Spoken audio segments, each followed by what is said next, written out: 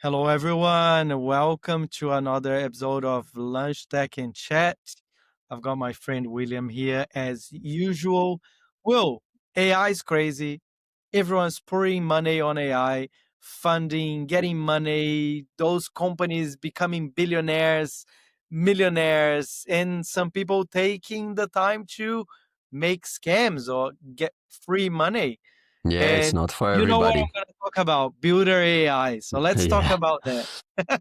So Build AI is being around as being around the news all over the place. So kind of like when you look at the table of the companies that have raised over the last few months and the last couple of years, and also have rebranded themselves and all that kind of stuff, they were probably one of the toppest, most invested companies. And then something happened. What Yeah. happened, Andre? So they had investment, just for people to have an idea. They had a raise of more than 450 million, and they had people like Microsoft, SoftBank, Deepcore, IFC, and lots of companies putting money. And they had an evaluation of 1.5 billion. So it's like the next unicorn. Yeah, the But in startup that was reality, just they were just launched 2 years ago. yeah. So it's a company that was promising that you would write your prompt and they would deliver you a full working software, like lots of companies are doing right now, which is the whole vibe coding. But even going above that, like a deployed software running in the cloud, companies are doing that, like not OpenAI, sorry. Google is doing that, and then we have Vercel, App Builder. That's lots of other companies that are doing that. But the secret sauce of Builder AI is that when you put your prompt in the system, it's not actually AI. It's 700 engineers in India on a 24 by 7 shift, reading the prompts and developing applications. What do you think about that, Will? Like, this is fucking crazy, man. Yeah, I mean, it's crazy that they could pull that off, to be honest, because I mean, kudos for them for still actually Kudos. having kudos for them actually for pulling off the fact that actually people were still kind of like doing things, I guess, reasonably fast to be able to bring back the code to the users. But I think the key thing is how was that actually found out? Who found out? Do you know actually the inside story behind I it? don't know. I don't know who find out, but imagine like you put your prompt, right? And then you click send. So a request goes to someone. Sometimes, yeah, probably using OpenAI and like ChatGPT to help coding, or Cursor AI or something like that. So Yeah. that person is receiving your prompt, developing the software on the fly, giving it back to you to feel like AI. That's such a big scam. And with an evaluation like that, paying 700 engineers in India, it's actually cheap as to run a Mm. company that people are thinking that are AI and is evaluated at 1.5 billion, right? Yeah. So I think the other thing about the evaluation, that's where I think some of the early signs actually came. So I dug a little bit into the scam, and where it was identified that was actually a scam was actually pretty much by their lenders. So what happened is that they had been reporting an overestimation of revenue relative to what they had. And then I think one of the lenders actually requested for an audited report of those financial statements. And then they found out that they were overestimating their revenue by 300%.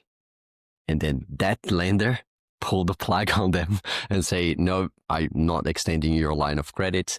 And then that's where things actually started unraveling. And I heard that there was like a story that they faked some sort of deal with another company, and Yeah. they own both companies, and one company was buying from the other to feel like a fake transaction of millions what happening. Did you read that as well?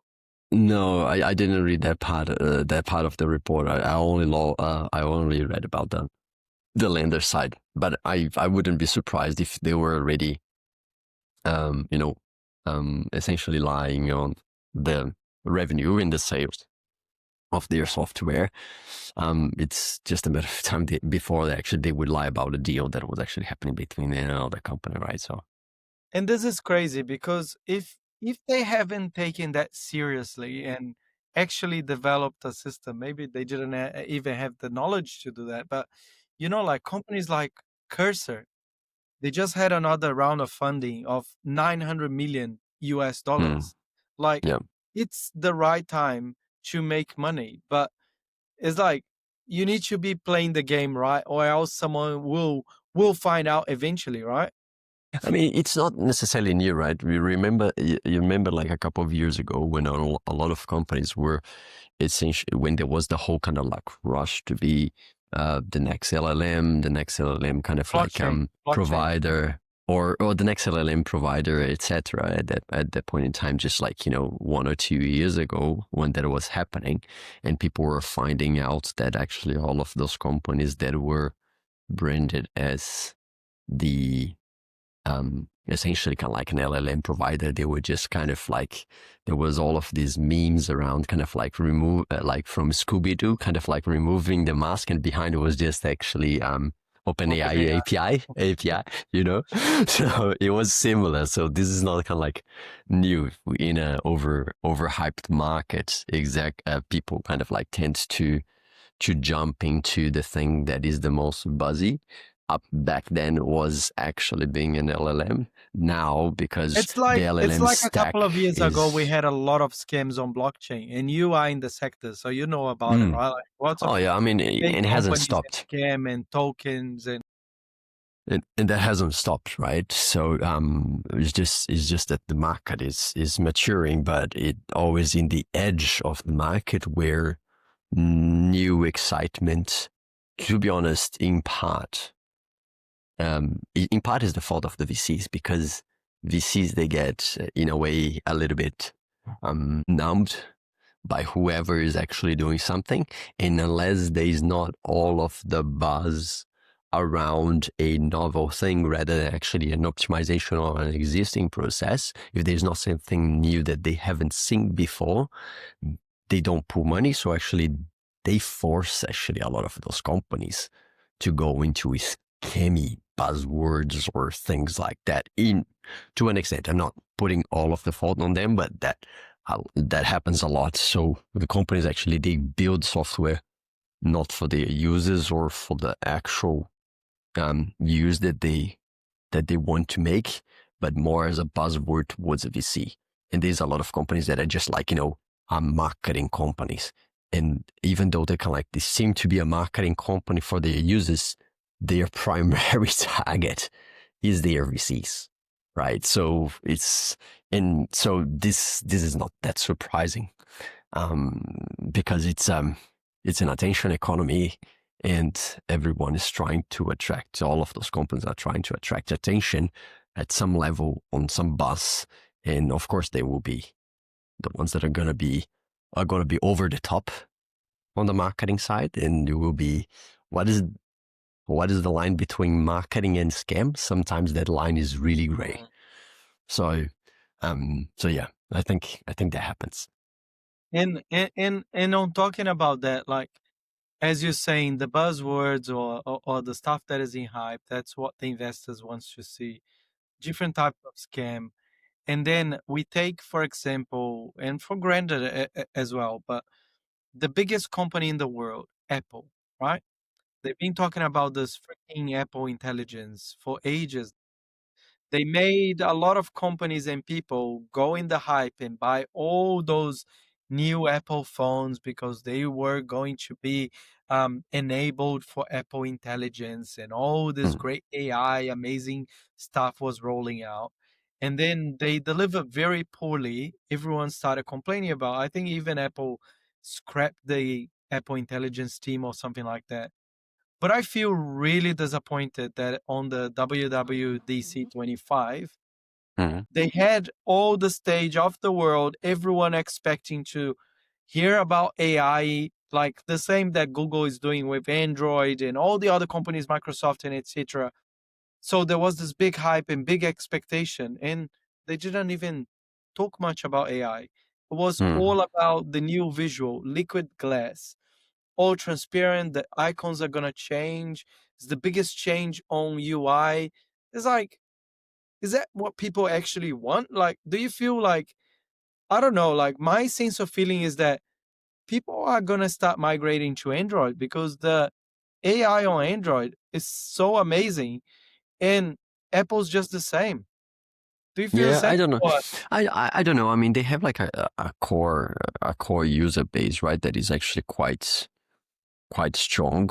I mean, because they are not only you know phone users, they are users of all of the Apple set of hardwares and all that kind of stuff.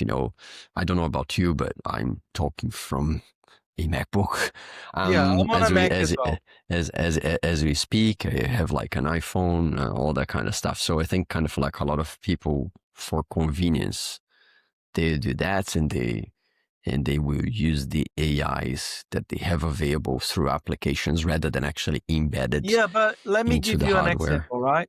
Let's say you take your Android, so all that stuff that Google has been talking about. So you take your Android, you have an assistant that is like Java's, like you say, "Oh, I'm fixing my bike. Can you find a video on YouTube that explains how to do this?" And then your phone is just being controlled, is looking for the thing, and then you say, "Oh, add this to my calendar, add this to my notes. What is my next meeting? Can you reshuffle my calendar?" And then you see someone having that experience and someone having the crappy Siri that didn't get updated for I don't know how long. How Yes. long can Apple hold that? I think that's my question. Like, will they be able to keep pulling that out as the biggest company in the world, or will they start losing a part of the share market if they don't get together with their shit? I think that's Uh, my question. yeah, I don't know. I don't know. I'm not sure if actually is it because I'm getting too old. There's also some of that. But a lot of like the applications that are being used by like on the AI side are mostly applications. So the like people are okay using I think applications for this for calendar and application for that instead of like a fully kind of like embedded application at as close to the hardware layer as possible, which then gives all of the power to a Yeah, single which is what Android's doing. AI to do everything, right? Like what Android is doing. Um, I think it will take probably some time for realization that that's something that people really want. And I don't know if we are there yet, to be honest. Like Yeah. because because people are using AIs for all sorts of things, but I think to this point, I still think it's mostly for work type of activities and some gaming and other things, but not in gaming and leisure. But I don't see so frequently kind of like people using AIs for things that are in the outside world, right? Yeah. For Maybe example, like because I'm the in example of AI, fixing but a I bike. It's maybe because possibly that there's a I bias there, but there's a bias there, right? yeah, The maybe echo chamber because I'm bias working AI, but I'm still starting to feel the FOMO of, is that the time for me to move from Apple to Android? to Like, Android, I to keep Android. considering that in my mind. Yeah, but I think everything, I guess you can almost reverse engineer um, to edge. Do you actually get an actual edge by doing something like that? Like, is it like convenience or is it like the FOMO? Is it because you see around yourself? And you have to know in my view, is what is it that you consider to be your edge? Most of my time when I think about edge, I consider edge professionally. I don't necessarily consider edge as I'm a robot and I'm walking around like a robot in my daily life kind of thing. So I think depends on what is it that you see as Yeah. your edge. And I don't see me having a phone, which actually, to be honest, I'm trying to reduce the time that I spend on it as being the an edge for my professional life personally. But like, but Well, that's me. That's me. so things that I have in my mind, like imagine, for example, you put your headphones on, it's connected to your phone, you're on the way to work, right? And then instead of taking the screen and actually using the screen on your phone, you're like, okay, prepare me for the meetings that I'm having today. Absolutely. Okay, can you move some of those meetings that I have around lunchtime? I need to catch up with Scott. Can you find some time in his calendar? Like stuff like that. No, that's convenience. That's absolutely. I mean, That's yeah. convenience. And that's Mm, what I want. yeah. Yeah. Yeah. No, I that see as a reality and I don't have it. That's why I'm feeling the FOMO. Yeah, no. I think if you're putting those in those words, that probably there is definitely a way, kind of like, because I'm seeing the kind of stuff that you're saying as like applications, right? Applications where you say, look at all of my data and then reshuffle, I guess, time blocks in my calendar, like relative to time that actually required actually to do certain activities, etc., etc., etc., and then optimize the way that you put kind of like meetings, like based on things like more like cognitive things, like deep work activities. How long does it take for a brain to sync from a alpha to a beta wave, so that actually I can get deep into an activity without being distracted, right? And the AI doing that, I think this is amazing if it can do it, Yeah. because all of that kind of like problems that we all are suffering of attention span, I can definitely speak for myself. I do suffer from that kind of stuff from time to time. It's kind of like where kind of like that those deep work, meaningful tasks that you actually kind of like that you cannot get distracted by a notification, a buzz on your WhatsApp, Telegram, LinkedIn, whatever, right? That you have to switch from a highly focused activity that it requires, that then takes another 15 minutes for a brain to resync back into something, so that you can get access to that B wave, right? I think this, if you can train the AI to, I guess, act like in that sense for the human and not for to be another attention grabbing tool, I agree with you 100%. This is valuable. Um, because I mean the AI will evolve, but surprise, surprise, our brains haven't. Our brains is still the primate of 2,000 years ago, and the biology of our brains is unlikely to evolve unless we do something surgically that will upgrade them um, over the foreseeable future. So we only have this, and this biology doesn't change, right? So we gotta make the AI at the moment, at least that's my thinking, work for us rather than us switching from attention span being disrupted social media by attention span being disrupted by AI, because Yeah. our brains haven't evolved at all, And right? I think it's and just talking about that, like I think it's quite a interesting topic if we think about the human brain and the human evolving as a human, because there's no more natural selection on humans. I don't know if we're It's actually gonna evolve unless we evolving changing our own genes and making our own evolution naturally. I don't know if mm, the humans are gonna evolve any further. I mean, we evolve, right? Like we have evolved over, Yeah, say, but I mean, a right million. now, there's no more natural selection.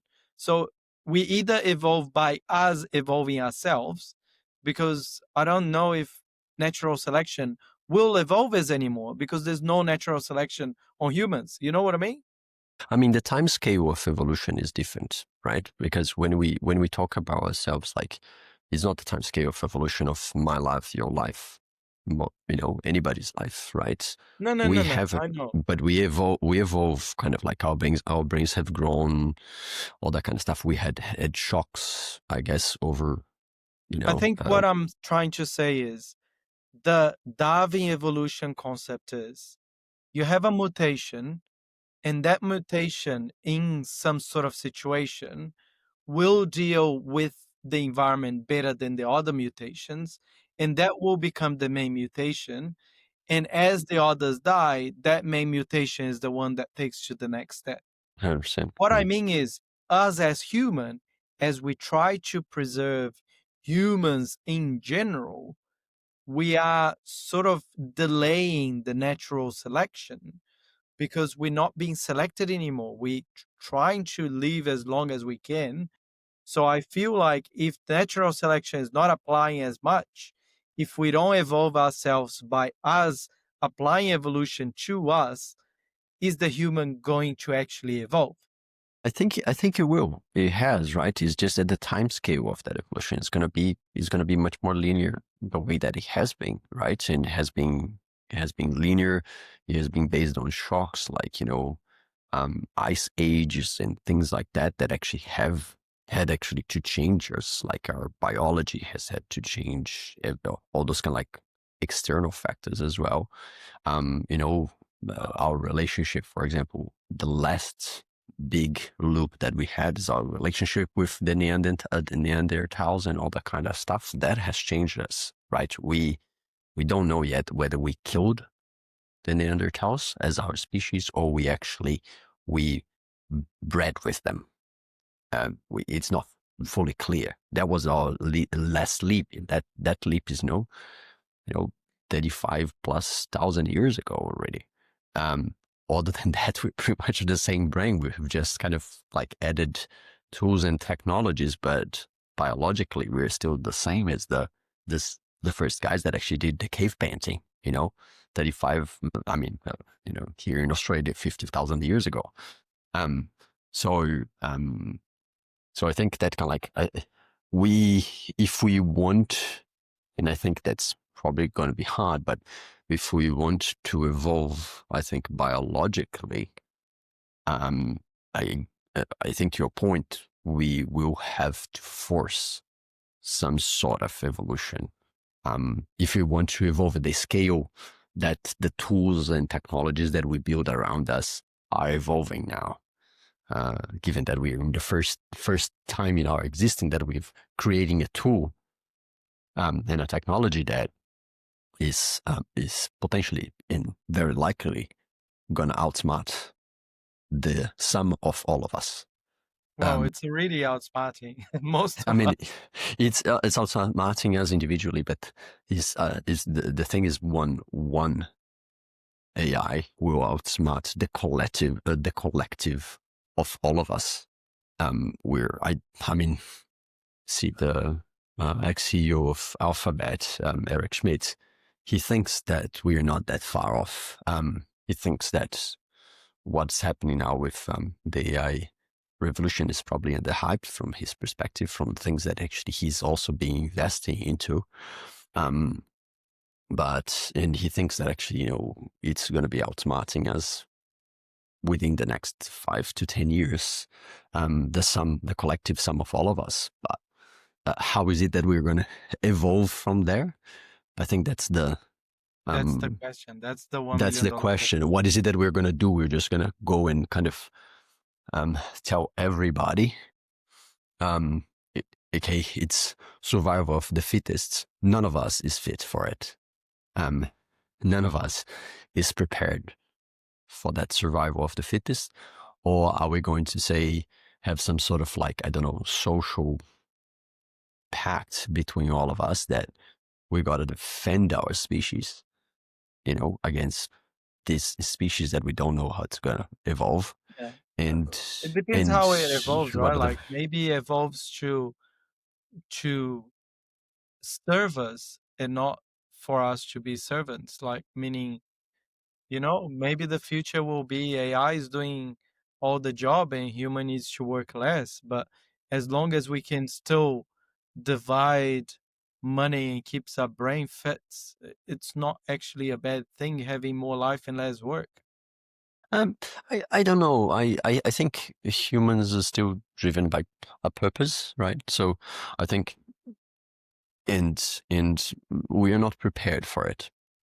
And No, we're there's not prepared nothing, for and there's not like the vast majority of individuals, I think, around the planet actually define themselves by the work that they do. Um, so we're definitely not prepared for what is it that new world I think is going to become. Um, but but I think we're also having, if I use kind of like science fiction, I love using science fictions for some of this kind of stuff because we don't have any other framework for thinking about a species that is smarter than us. We never had. You cannot look back into history, into the Greeks and etc. when they were having their own kind of like struggles. We have to look through imagination and science fiction. I well, would we say, we had we had when sort of Europeans were invading other territories and they yeah, outsmarted the people of that location, right? Like that's the closest we had.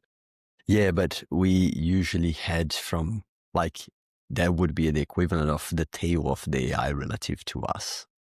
But it was the tail of the folk that were outsmarted by the invader. We don't know because that was burned or Yeah. never The- existed. yeah, they were Right. slaving those people or killing them to take it E- over what they wanted, right? Exactly. So the AI might be able to tell us Yeah. what is it that was to Based enslave on history, humans. that's what would happen.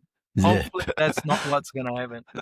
Yeah, yeah. But let's. I think kind of like if I look at kind of like science fiction as a proxy for even like thinking about the problem, like through the many great books that Asimov has done, and he's done a lot of stuff in, that was about robotics and AI and the evolution of human species over, thousands and thousands of years into the future.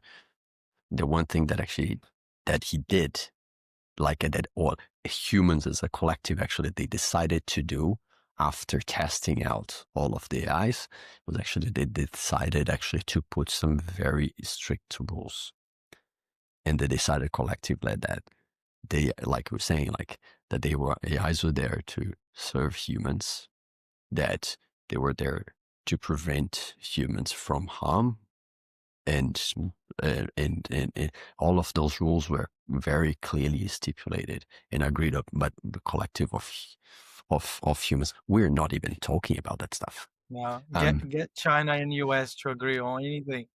they, like, yeah, these whole weaponization of uses of AI and all that kind of stuff. It just, it will take, I think, some big, enormous fuck up from someone, kind of, like I don't know, an Israel kind of like autonomous kind of weapon to go and launch some rockets, like a Start nuclear killing people. warhead in Iran, like this morning, right?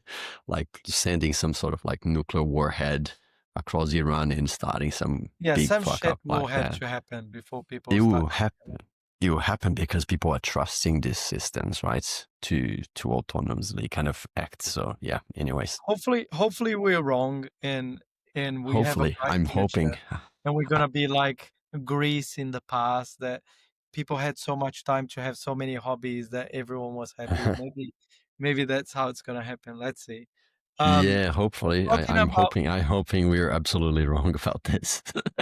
and in talking about that, Will, how you seeing the US at the moment? Like it feels like, and this is the feeling that we get from being outside of the US, right? But it feels like things are so fucked up at the moment that even tourists don't want to go to the US anymore. Like planes are empty because people are having fear of getting their visas declined and shit like that. And you hear stories of families going to Disneyland and getting deported. Like it's so crazy how things are going right now. The things in LA, like deploying the what they call the SEALs, the Navy SEALs to Yeah, the Marines. Yeah. it's like yeah, how you seeing all that stuff? Like it feels like, do you feel after Trump US will recover sort of the status that it had in the world? Or do you think that this is a no going back and the world is going to be different from now on? Because you see, like, Germany now investing on military, and like Japan investing on military technology. All those countries that since after the Second World War have been so pacific and dependent, and not thinking about war and thinking about peace. Like the world is trembling. And how you seen that?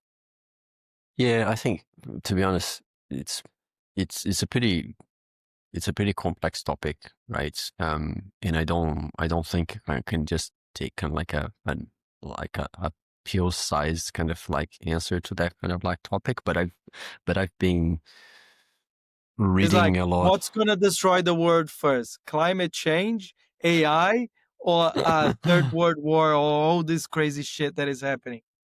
To be honest, it might be a combination of all of those things. And I don't want to actually sound dramatic, but I think if you don't look back into history as some sort of way to guide yourself, I think you're lacking a immense framework to understand what's going on at the moment. And I've been reading a lot of reading and listening to podcasts from a lot of people that actually I really respect, that that um have spent actually their hours understanding history and what is it that actually we're kind of like facing. But I mean, it never repeats itself exactly, right? We're not talking about 1930s Mussolini and 1930s Hitler or anything like that, but there are certain patterns, there's certain kind of like directions and certain actions that are taken over time that do make you think about the 1930s a lot. There's always been a big topic of discussion in our households. I mean, my wife is German. Her grandparents actually lived in Germany around that period of time. And I mean, history is probably one of my favorite topics, anyways. And what's happening right now in the US, and it's a combination of things, right? It's a country that is going through a moment of challenge where it's having too much, I guess, debt that it's issuing. So there is a money part of it. There is a military part, a military challenge of it, which is kind of like there is a feeling that it's kind of like propping up its strength. I don't know if you have that same feeling, but like there hasn't been, I think maybe in my lifetime at least, a moment where we've talked so much about the strength of the US. Well, it felt that they're so weak. Mm, hmm. You know, Yeah, you're right. Yeah. there's always been, the policemen around, since the Bush times and Clinton and But Obama and all that kind of everyone stuff. But always relied on US in some shape or form, or maybe the Western world of saying, yeah, the police, the chief, they will put their finger and save things. But they, now it's like, can yeah, the US and really help? and the others are challenging actually that aspect. Like when you look even at the recent, tariff trade war, the one that actually folded first was the US. It was not Yeah, yeah. China. Yeah. Oh China hell yeah. China didn't change. China didn't change its position once actually the escalation started. The ones that folded was the US. So uh, putting God into Ukraine because they said, well, policeman is not around. Yeah, Policeman is a nobody's big gonna talker, touch but you. actually he's not doing the enforcement, right? So there's all of these little challenges that actually are coming. So you have the debt thing that is happening. You have the challenger things, which before you have the hegemonic power of the US, at least pretty much since the fall of the Berlin Wall. And you have now the challenges in pockets of challenges actually coming all over the place. And then you have the internal thing. The guys are taking on each other's throats. internally, it feels like a bit of a civil Oh war yeah, when if you see like all the Elon Musk and Trump feels like a soap opera, right? it feels like I guess, a late stage capitalism kind of like Mm. coming to. I'm not saying it to its end because things will solve, but there's a whole set of things, whole set of circumstances, external and internal, that are really, really kind of like making feel like the 1930s. Because after that, um, I guess, the market crash that happened in 1929.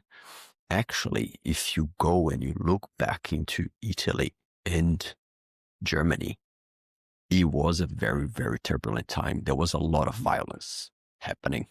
There was people, and then at some point, people told someone, "We can't with anymore. We are feeling poor. We are feeling poor. Um, Kids are not getting educated. Inflation is going through the roof." That's what was happening in that point in time. Inflation was going through the roof. People were literally burning kind of banknotes to warm their houses. That was so bad. The Weimar Republic, it kind of like was happening, right? And then, on top of it, the people are like, we can't with all of this mass that is going on. We need to have someone that takes control and puts law and order. Doesn't that sound very familiar to the situation right now? It does. And then someone actually takes on that that power, kind of like say, "I will solve all of your problems."